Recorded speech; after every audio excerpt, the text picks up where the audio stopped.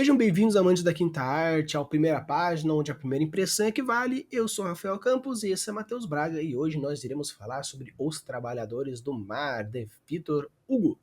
Mostra aí o livro aí pra nós, Matheus. O que tem de Sei, bonito? Rafa. Estou aqui com uma edição da Biblioteca Alta Cultura. Se não me engano, era um projeto desses que você assina e recebe um livro por mês, né? Na época eu peguei esse aqui, me interessei porque, na verdade, todos deles eram clássicos, né? Até a proposta deles é justamente essa, né? Mas vinha alguns outros brindezinhos também. Se não me engano, nesse aqui veio uma edição mais enxuta do Alienista também. Essa edição aqui ela é inclusive traduzida pelo Machado de Assis. E Vitor Hugo é clássico, né? Dispensa introduções, né? A gente, inclusive, acho que já trouxe aqui também Os Miseráveis, eu não lembro se a gente chegou a Sim, trazer. já Já trouxemos. trouxemos, né? É uma edição capa dura bem caprichadinha, apesar de minhas folhas, não sei se vai dar para ver aí, já estarem meio mofadas, não sei se dá para ver no vídeo, mas enfim. É uma capa dura bonita, não sei como é que se chama isso aqui, se é folha de guarda também, com a arte bem bacaninha aqui. É uma edição bem caprichadinha, tem fitilho, né? Um livro relativamente tijolo, né? Apesar dele ser um tamanho não muito grande aqui, de altura, assim, comprimento, mas enfim, nada disso interessa pra gente. A gente está preocupado com as técnicas aplicadas por Vitor Hugo na sua primeira página e se elas são capazes de engatilhar-nos a continuarmos a leitura. Confere? Os Trabalhadores do Mar, Vitor Hugo. O Arquipélago da Mancha. Capítulo 1. Os Antigos Cataclismos. O Atlântico consome nossas costas. A pressão da corrente do polo deforma nossa falésia oeste. A muralha que temos sobre o mar é escavada de Saint-Valery-sur-Somme a Ingouville. Grandes blocos desmoronam, a água envolve de névoa os seixos, nossos portos enchem-se de areia ou de pedra, bloqueia-se a embocadura de nossos rios. Cada dia um pedaço da terra normanda se separa e desaparece sob as vagas. Esse trabalho prodigioso, hoje mais vagaroso, foi terrível. Foi preciso para conter essa operação imensa o Finistere. Podemos imaginar a força do fluxo polar e da violência dessa erosão pelo buraco que restou entre Cherbourg e Brest. A formação do Golfo da Mancha à custa do solo francês é anterior aos tempos históricos. A última investida decisiva do oceano sobre nossas costas tem, no entanto, data certa. Em 709, 60 anos antes da chegada de Carlos Magno, um golpe do mar removeu Jersey da França. Outros picos de terra anteriormente submergidos são, como Jersey, visíveis. Essas pontas que saem da água são ilhas. É isso que se chama o arquipélago normando. Há ali um laborioso formigueiro humano. A indústria do mar que formou uma ruína sucedeu à indústria do homem que formou um povo.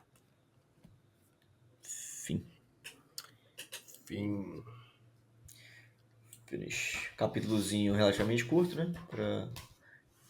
Acho que em termos do que a gente costuma ler, não está nem tão curto assim, né? Porque a letra aqui é menor, né? Mas ocupa relativamente pouco espaço na página, na forma que a editora diagramou, mas de certa forma positivo, né? Porque termina numa primeira página já pra gente e fecha o capítulo em si, né? Não é nem só terminar com um ponto final na primeira página, termina o capítulo na primeira página. Sim. Tanto que fala, né? O Arquipélago da Mancha, capítulo 1, Os Antigos Cataclismos, e É, explica os cataclismos biológicos e sociais e históricos do ambiente onde ele quer chegar, né? Mas vamos lá. tô até dando uma olhada aqui, Rafa, porque me deixou curioso essa questão do, do arquipélago da Mancha. Na verdade, eu tô achando que isso é subtítulo, e aí opção da editora de colocar. É isso mesmo. No título de cada página à esquerda, eles colocam os Trabalhadores do Mar, e no título de cada página à esquerda, à direita, colocam o Arquipélago da Mancha. Então, eu estou imaginando que o Arquipélago da Mancha seja subtítulo do livro e não específico sobre esse capítulo. Bem, aí já Para é um ponto contextualizar aí, né? que é uma contextualização e é uma merda, principalmente porque te promete algumas coisas, porque normalmente subtítulos têm que ser taxados como subtítulos, né? Mas Talvez segue o fosse mais baile. interessante já tá na verdade, olha só, tô até me descobrindo mais aqui, né, vasculhando o livro aqui, parece que é como se fosse aquilo de um livro dividido em partes. Existe uma parte que é os arquipélagos, como é que chama? O arquipélago da Mancha, e existe outras partes, entendeu? Então não é o subtítulo do livro, mas o subtítulo de uma parte do livro, vamos dizer assim. Bem, aí. Está Bom. mudando cada vez mais a sua concepção Então, aí, né? né? É aquela coisa. Eu não sei se isso tá melhorando ou piorando a situação do Vitor Hugo. Mas, Enfim, eu começando aqui, digo por assim, exemplo, ó, aqui não é subtítulo porque não tá na capa nem nada, né? O título é só Os deve ser Trabalhadores do Mar uma mesmo, né? parte um, parte 2, parte 3, né? Isso, tipo isso, exato. Bem, sei lá. Vamos lá, seguimos. Seguimos. Eu achei interessante a ideia do primeiro capítulo, no caso o nome, Os Antigos Cataclismos, porque isso promete algumas coisas. Não senti que isso meio que se cumpriu nessa primeira página, mas não acho que foi de muito se jogar fora. Porque, querendo ou não, ele comenta um pouco dos cataclismos, mas Fácil, sim. quando ele utiliza dos termos cataclismos, você imagina uma situação muito mais caótica, porque, claro, separação de continente, afundamento de ilha, invasões conquistadoras, isso sim são cataclismas. Mas Uhum. como basicamente a primeira página é uma gigantesca ambientação, não trouxe o ar de cataclisma. A não ser que você seja muito extremamente empático de falar, nossa, os Empate com o mongóis território, atacaram. né? Então, não é. Porque o Vitor Hugo não é, pelo menos, talvez no Miseráveis, mas aqui ele não mostra ser muito sensível. Ele é muito mais direto. E tanto que o Atlântico consome nossas costas, fica pensando um pouco sobre como ele escreve Os Miseráveis, com essa ideia mais pesada, não sei o que veio antes, mas como a gente avaliou o livro antes, não deixa de ser essa referência.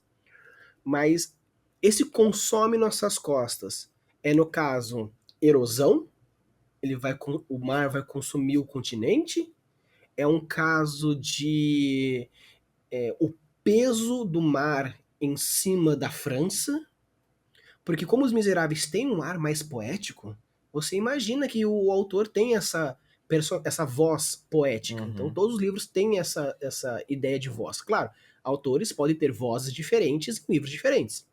Totalmente compreensível. Mas como essa primeira frase traz essa ideia de tanto ser literal quanto poético, Poético. Uhum. é meio que não. Eu não gostei muito dessa primeira frase.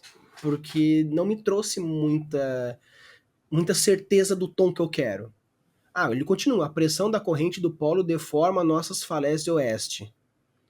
Ok, continua meio poético, mas ele meio que se perde no próprio parágrafo pelas imensas descrições que ele não se dá o trabalho. Tipo, eu não faço ideia o que seja um Saint-Vallier du Simonet, não sei o que é um Lingonville, não sei onde fica Brest, não sei onde fica Cherbourg. Beleza, ele é um Especificidade, né? escritor francês. É que nem Uhum. falar Curitiba, mesma coisa que falar Piauí, E pra cair para um gente, livro perfeito. lá, leitor americano ler, né? Mas beleza. Tem gente que é totalmente contra notas de rodapé. Mas se o autor não se dá o trabalho nenhum de dizer nada, acredito que vale a pena, pelo menos pela editora, colocar uma nota de rodapé. Sul da França, para a Uhum. gente ter uma mínima noção. No caso, por exemplo, do Edgar Allan Poe, a, aqui a Dark Side, ela coloca algumas coisas que naquela época era comum, tipo, ele não precisava explicar porque era meio cotidianismo, mas pra gente, 70, 80 anos depois, a gente não sabe. Então ele coloca referência à escrita clássica do romance mais lido do ano de 1847. Beleza, agora faz todo sentido o filho da mãe escrever isso. Então, nesse caso, nesse ponto, nesse capítulo, eu seria eu falaria a favor de colocar uma Nota de mini rodapé. nota de rodapé para dar uma leve ambientada, sendo que é uma primeira página de ambientação. Eu quando pego trechos assim de territórios que eu também não conheço, eu já sou ruim de geografia até no Brasil. Quando é de fora, então eu fico mais perdido ainda, né? Então, assim, eu acabo sendo só uma palavra a mais pra mim, sabe? Um nome que você passa batido e beleza, entendi que é de um lado até o outro, mas não consigo contextualizar isso, nem enxergar isso geograficamente falando. Agora, em relação à primeira frase em si, eu gostei dela, achei que justamente por isso que o Rafa falou, ela me soou interessante, que ela deixa essa dualidade, cabe aí pro leitor refletir se ele tô falando de algo poético, tô falando ao pé da letra, não sei, fica com você. Então, nesse sentido, eu acho ela interessante. Só que logo depois aí ele dá a entender que é acho que ele usa o gatilho aqui da autoridade, talvez, não sei, Rafa, se você concorda comigo. Ele vai explicar como é que funciona a erosão, vai explicar como é que funciona ali, como é que forma um arquipélago, né? Então ele entrou bem na questão aqui de geografia mesmo, né? Explicando esses fenômenos naturais que acontecem, né, da água com a terra, né? Como que separam um continente, etc. E trouxe também um flerte ali com a história em si, né? Citando Carlos Magno e tal. Então, assim, eu achei que ele usou muito da autoridade, do gatilho da autoridade aqui. Não vejo problema nenhum com isso, para mim tá interessante até agora. E achei também que ambientou legal com o título do livro, né? Que é Os Trabalhadores do Mar.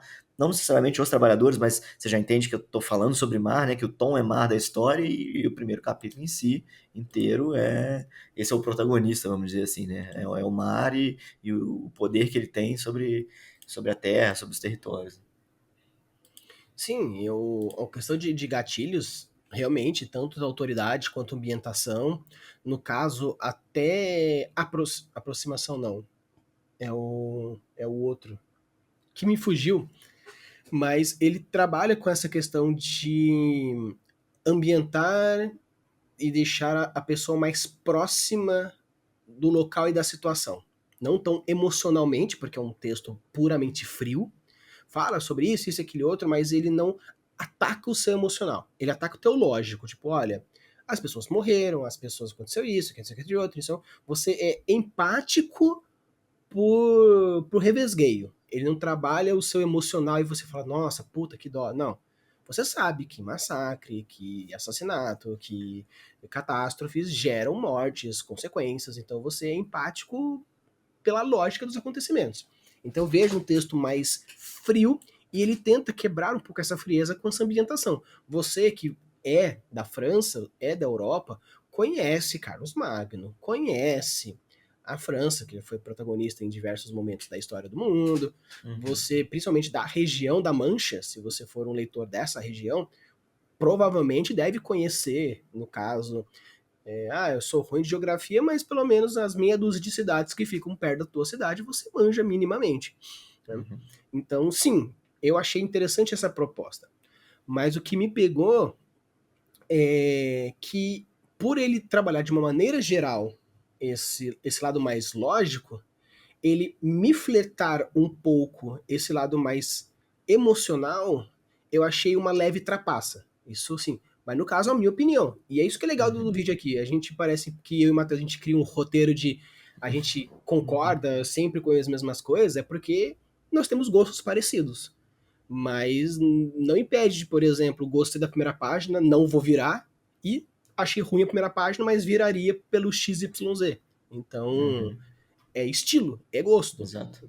Então, pelo amor de Deus, a gente não roteiriza nenhum Claro. vídeo. É, Bom, e aí, mais pro final, ele faz duas coisas que eu acho interessante, ele coloca parágrafos curtos, eu acho isso legal, até é curioso para a época que ele escreveu, né? É raro da gente ver textos mais antigos com parágrafos curtos, né? Ele faz dois parágrafozinhos curtos, que é para fechar o capítulo de fato, né? E eu acho que é justamente proposital para dar aquilo que a gente chama de impacto, né? Frases curtas com com algo poderoso nela para te dar esse impacto, né? Há ali um laborioso formigueiro humano, a indústria do mar que formou uma ruína, sucedeu a indústria do homem que formou um povo. Tem um lado poético aí que a gente já conhece de Vitor Hugo, né? que me soou poderoso. Achei que fechou bem essa primeira página. Sim, eu também gostei desse final. Tanto que era um ponto que eu até ia comentar, caso você não falasse, que é, eu senti que ele foi muito safo.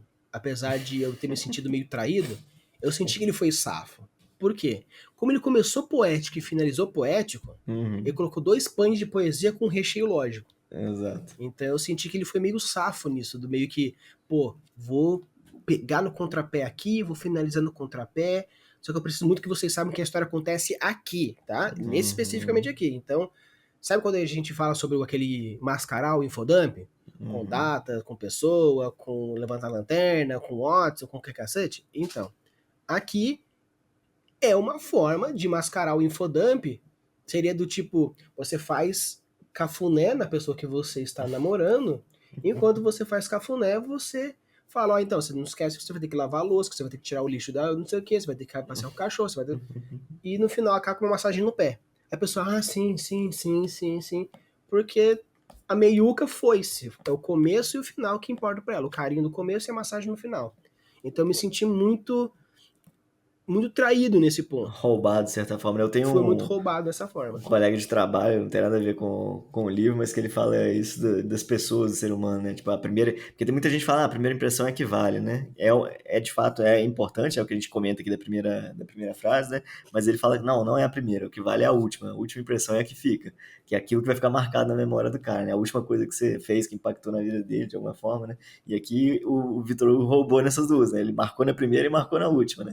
E no meio ali ele deu uma, não que seja ruim o meio dele, não é isso, mas é que é muito específico, né, que a gente está sentindo, né, dando muito questão territorial ali, né, mas eu achei legal que mostrou também a questão da autoridade, mostrar como que ele entende como é que funciona a questão geográfica, biológica, né, da erosão ali e tal, da geografia do negócio, que eu acho que é bom para quando você está lendo, você sentir, pô, o cara entende do que ele está falando, eu estou lendo um livro que o cara tem propriedade para falar sobre aquilo.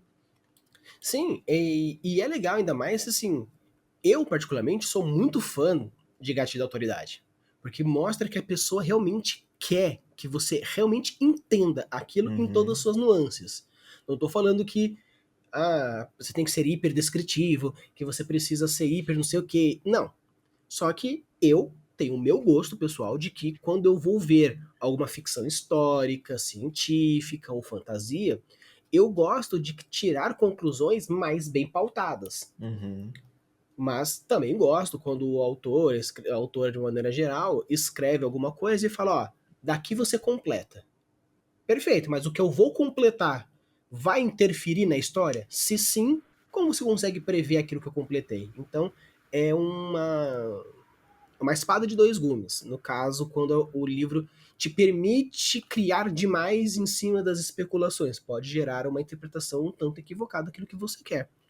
Sim. Então, eu gosto mais de entender mais minuciosamente para que faça sentido e não fique tanto na casa das ideias. Então, eu acho Eu bem acho que. legal esse quesito Sim. aqui que ele traz, mas ainda assim me senti levemente traído.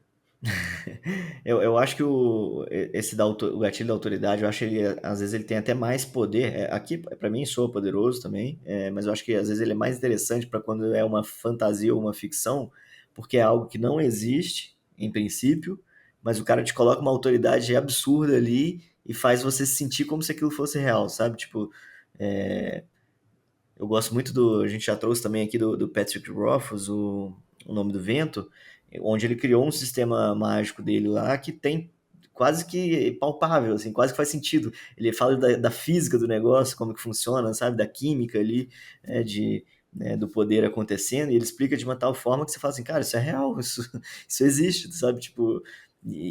Ou seja, é a autoridade que o autor tem, apesar de ser algo fictício, né? Te passando e te fazendo sentir a imersão aumenta, né? Aqui, às vezes, não li a história, não sei, mas Vitor Hugo a gente sabe que costuma escrever algo mais mundo real, Mais né? histórico, né? Mais Mais histórico, ficção exato. histórica, né? Então, não entra nessa linha que eu estou citando, mas ainda assim é interessante para a gente mostrar que o autor tem propriedade, que ele não está falando abobrinha ali, né? Você não está lendo um monte de suposições, um monte de coisa da cabeça do cara, né? Ele estudou para fazer aquilo, ele correu Sim. atrás, né? toda uma dedicação ali. Só às vezes cuidado com um pouco dessa questão de, meu gatilho da autoridade, porque isso pode gerar algumas estranhezas dependendo do que for. Porque eu já vi uma história, uma vez, que um rapaz, ele era muito fã de churrasco, o autor, muito fã de churrasco, e quando ele foi descrever um churrasco medieval, ele coloque o fogo em braço baixo, depois você levanta tanto tempo, você encrosta, não sei o quê, como deveria ser um churrasco gaúcho tradicional, basicamente. Aí eu virei assim pra ele, sério mesmo que você descreveu um churrasco gaúcho tradicional no teu capítulo? É porque o meu lado gaúcho não achava meio que surreal não fazer assim. Beleza, só que é uma história ficcional ambientada Passado. em 1300 e pouco. Aí depois ele reescreveu o capítulo, meio que mantendo a mesma cena, só que ele justificou que é uma técnica milenar, que desde... tentou justificar. Então, assim, às vezes um gatilho da autoridade pode gerar uma estranheza se você não encaixá-lo aqui.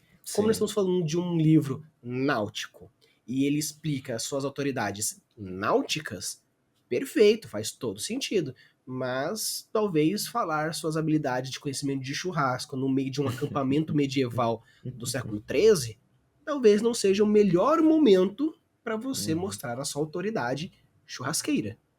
Então, são pontos também a ser observados. Justo. E, Matheus, nesse capítulozinho pequeno de ambientação, te trouxe a Cara, vontade de virar ou não virar? eu viraria, Rafa. Tipo assim, me perde um pouco essa questão também da especificação demais de nomes aqui dos territórios, dos locais e tal, que a gente não está familiarizado. E eu sou o tipo de leitor que não iria olhar mapa para procurar, pra saber onde que é mesmo, né? Ia continuar a história como se fosse um lugar qualquer. E ia torcer para que não fosse relevante, porque se for relevante aí eu acho que ia acabar me perdendo em algum momento. Mas, tirando isso, eu achei uma boa primeira frase. Acho que o Vitor Hugo ele escreve de uma forma poética que me encanta, me deixa curioso, né? E apesar de que ele não colocou aqui, e isso eu achei talvez um ponto falho nessa primeira frase, nessa primeira página, nada sobre a trama em si, sobre o que vai desenrolar, né? Qual que é o problema, o que está acontecendo, não está acontecendo nada, né? A gente não sabe ainda para onde que essa história vai, né? Foi praticamente só uma ambientação, né, para você entender aqui como é que funciona a formação de arquipélago e aonde que a gente está na história, né? Mas sobre ela, só continuando mesmo para saber.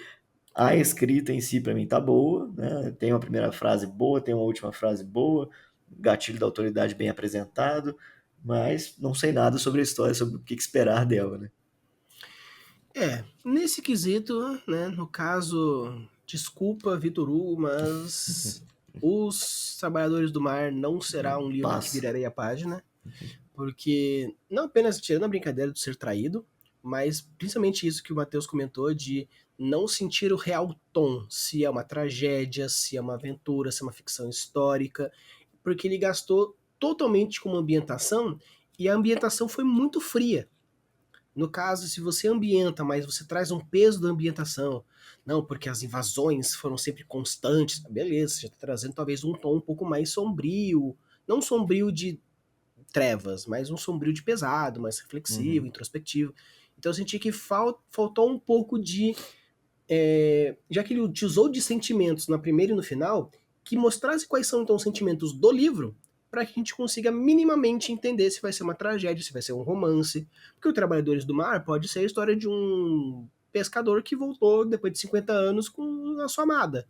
Ou ele deixou a sua amada no porto, ou ele vai achar um cálice sagrado, pode ser qualquer caramba. Então não viraria porque eu não entendi o que ele quer com a A história e proposta, né? obviamente ser traído é uma bosta. Então, pessoal, deixa aqui nos comentários se você viraria ou se você não viraria, se você entendeu ou pelo menos o que você acha que é a intenção do Vitor Hugo dentro dessa primeira página. E não se esqueça, mande a sua primeira página pra gente, tem um formzinho aqui embaixo, mande. Quanto mais vocês mandarem, mais vocês vão aparecer. E com isso a gente vai ter mais historinhas escritas por vocês. Então, bora ler.